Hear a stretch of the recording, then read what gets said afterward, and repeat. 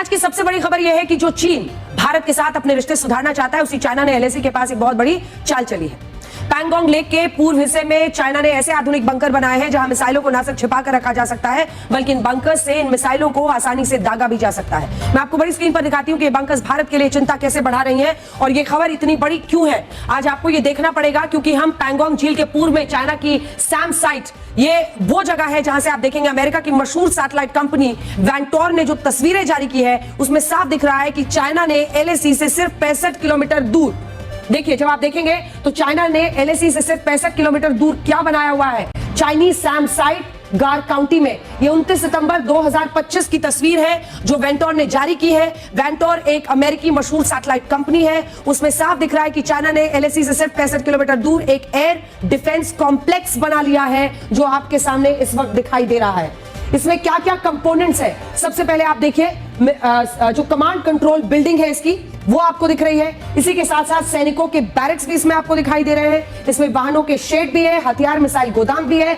Radar लगाने की जगह भी है। चाइना के दो बड़े बेसिस, एक तो एलएसी के ऊपर लद्दाख में पैंगोंग झील के पास बनाया है, और एक अरुणाचल प्रदेश में तवांग से करीब करीब 100 किलोमीटर की दूरी पर एक बेस, वहां पर उसने मिलिट्री बेस बड़े लेवल पे तैयार कर लिया है।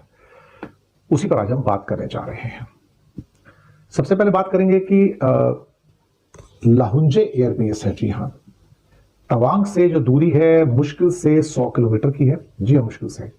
वहां पर सैटेलाइट पिक्चर्स आई हैं जिसमें बहुत सारे शेल्टर, हैंगर, एप्रन, और जिस तेजी से चाइना अपनी क्षमता को वहां पर बढ़ाने का काम कर रहा है वो हैरान करने वाला है। ये चाइना का लाहुंजे एयरबेस है। ताजा तस्वीरें जो मिली हैं उससे ये पता लग रहा है कि वहां पर करीब करीब 36 मजबूत शेल्टर बनाए जा रहे हैं हेलीकॉप्टर्स के लिए और फाइटर जेट्स के लिए। 100 किलोमीटर की दूरी पर तवांग से है और ये कोई बहुत ज्यादा दूर वहां पर नहीं है। अब इसका मतलब ये हुआ कि भारत को उस लेवल की तैयारी करनी पड़ेगी। हाँ भाई भारतीयों, पाकिस्तान और चीन तो आपस में दुश्मन बन गया ना।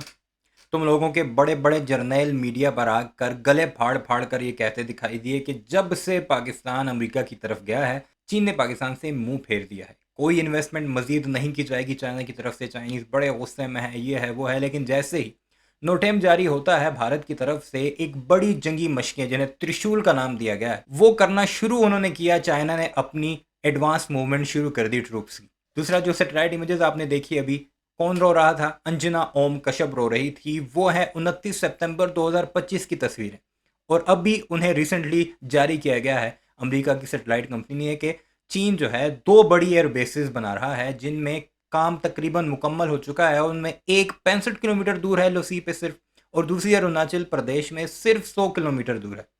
यानी एक तरफ चाइना की एयर बेसिस, दूसरी तरफ पाकिस्तान की एयर बेसिस, और तीसरी तरफ पाकिस्तान और चाइना मिलकर लाल मुनीर हाट में चिकन नेक के बिल्कुल करीब एक एयरबेस तामीर कर रहे हैं जो 1945 के बाद से फंक्शनल नहीं थी। वहां पर पाकिस्तान के JF-17 थंडर 16 तैयारे और J-10C 20 तैयारे चाइनीज तैनात किए जाएंगे। यानी तीनों तरफ से भारत को उसकी औकात दिखाने की मुकम्मल तैयारी हो चुकी है। और आ जाओ तुमने हमें धमकियां जो दी थी कि हम ऑपरेशन सिंदूर को दोबारा जो पॉज था उसे कंटिन्यू करेंगे, तो हम मुकम्मल तौर पर रेडी हैं। और अब की बार, जैसे तुम कहते थे ना पहले चाइना पाकिस्तान के साथ था, पाकिस्तान को इक्विपमेंट ज़रूर दिए थे, लेकिन अब की बार चाइना खुद मैदान में आएगा और दूसरी तरफ से आएगा, तुम्हारे अरुणाचल प्रदेश और लद्दाख की तरफ से, और लाल मुनीर हाट यानी तुम्हारे ईस्ट की तरफ से भी हम तुम्हें मारेंगे। और सुनते जाओ और अपनी औकात पर वापस आते जाओ, क्योंकि अब की बार तुम ये सब कुछ चीज़ें जान चुके हो, तो इसलिए तुम कोई पंगा नहीं लोगे। क्योंकि 100 किलोमीटर की दूरी अगर देखा जाए तो बहुत ज्यादा नहीं होती एक फाइटर एयरक्राफ्ट के लिए।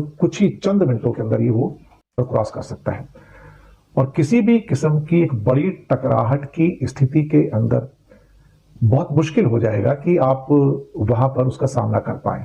तो ये जो प्रोटेक्टेड मिसाइल लॉन्च पोजीशंस है वो आपको दिख रहा है, पहला ये, दूसरा ये, तीसरा आपको कमांड कंट्रोल सेंटर दिख रहा है, और इधर मिसाइल लॉन्च करने की सुरक्षित जो जगह है वो यहां पर दिखाई दे रही है। जूम इन करके हमारे दर्शकों को दिखाइए, ये जगह यहां पर है और वो जगह वहां पर है। अब ये पूरा कॉम्प्लेक्स समझिए। आसान भाषा में इसे हवाई हमले से बचाने वाला ठिकाना भी कह सकते हैं। अगर आप इन तस्वीरों को देखेंगे तो आपको पता चलेगा कि इस कॉम्प्लेक्स में 5 अलग अलग तरह के ढांचे बनाए गए हैं। इनमें से एक है command control centre, command control building आप कह सकते हैं, जहां से हमलों को कंट्रोल किया जाता है, ये वाला हिस्सा। दूसरा है सैनिकों के लिए जो बैरक्स बनाए गए हैं, उसमें भी आप देख लीजिए, यहां पर जूम इन कीजिए, इस वाले हिस्से में बैरक्स भी है उनके लिए तमाम जगहों पर। ये यहीं से हम जूम आउट करके आपको दिखा रहे हैं कि कहां पर क्या क्या, ये जो मिसाइल लॉन्च करने की सुरक्षित जगह है वो यहां पर है, ठीक है, और दूसरी सुरक्षित जगह यहां पर है। ये जो आप देख रहे हैं ना, ये जो प्रोटेक्टेड मिसाइल लॉन्च पोजीशंस है, वो आपको यहां पर और यहां पर भी है। यहां पर बाकायदा बैरक्स भी बनाई गई हैं जवानों के रहने के लिए। और फिर चीनी सेना की अगर इतनी बड़ी तैनाती वहां पर ऑलरेडी है और कभी जरूरत पड़े तो क्या भारत इतनी जल्दी बड़े हथियारों को ये वहां पर तैनात कर पाएगा क्या? कुछ एक्सपर्ट्स का कहना है कि ये एक तरह से एक अलार्म बेल है। एक्सपर्ट कहते हैं कि the tracking construction at the China's Lhunze airbase 100 kilometre from Tawang India reveals the development of 36 new hardened shelters for aircraft and helicopters since April this year, highlighting the Beijing's effort to scale up air capability near the line of actual control. This is something जो है बहुत serious है देखा जाए तो। और जो photograph मिले हैं वो भी इसकी ओर से इशारा करते हैं कि चाइना की जो मिलिट्री एयर बेसेस हैं उनका जो डेवलपमेंट है वो जो भी फ्यूचर में अगर कोई टकराव होता है तो उसमें लेके उनके पास किस किस्म का इंफ्रास्ट्रक्चर और मिलिट्री इंफ्रास्ट्रक्चर अवेलेबल है, एयर बेसेस हों, रनवेज हों, हेलीपोर्ट्स हों, या फिर आगे उनके जो शेल्टर जो होने चाहिए फाइटर एयरक्राफ्ट के, हेलीकॉप्टर्स के, उसकी बात हो, या फिर इसके अलावा देखा जाए तो चाइना का खासतौर से लद्दाख के अंदर पैगोंग लेक के पास एक भावी मिलिट्री बेस आ गया है और ये एलएसी के बहुत पास है एक्चुअली। तीसरा है वाहनों के लिए जो शेड्स है, शेड्स भी आपको दिख रहे हैं, वाहनों के लिए जो गाड़ियों के लिए शेड्स बाकायदा बनाए गए, जूम इन कर लिया आपने, हाँ, और मिसाइलों का गोदाम। और पांचवा है रडार लगाने की जगह, जो हम आपको ये चारों रेड डॉट्स जो दिख रहे हैं आपको, ये मिसाइल लॉन्च करने की सुरक्षित जगह है। तो ये पूरा एक सिस्टम उसने बना लगा है। अब इन सब में जो सबसे खतरनाक चीज है वो है मिसाइल लॉन्च पोजीशन। अंग्रेजी में इन्हें रिट्रैक्टेबल रूफ्स भी कहते हैं। ये इस तरह के बंकर्स होते हैं जिनकी छतों पर स्लाइडर्स लगे होते हैं। स्लाइडर वाले दरवाजे आपने देखे होंगे, वो स्लाइडर वाले दरवाजे हटकर वहां से ये बंकर, ये जो मिसाइल्स है वो लॉन्च हो सकती हैं।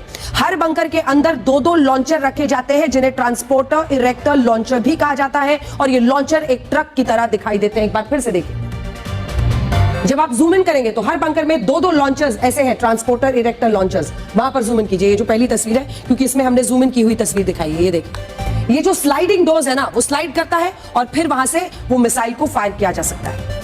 ये ऐसे ट्रक होते हैं जो मिसाइल्स को ले जा सकते हैं, खड़ा कर सकते हैं, लॉन्च भी कर सकते हैं। अब होता यह है कि ऐसे 2 ट्रकों को हर एक बंकर के नीचे लाकर खड़ा कर दिया जाता है और इन बंकर्स के ऊपर स्लाइडर वाले दरवाजे लग जाते हैं। समझ गए आप?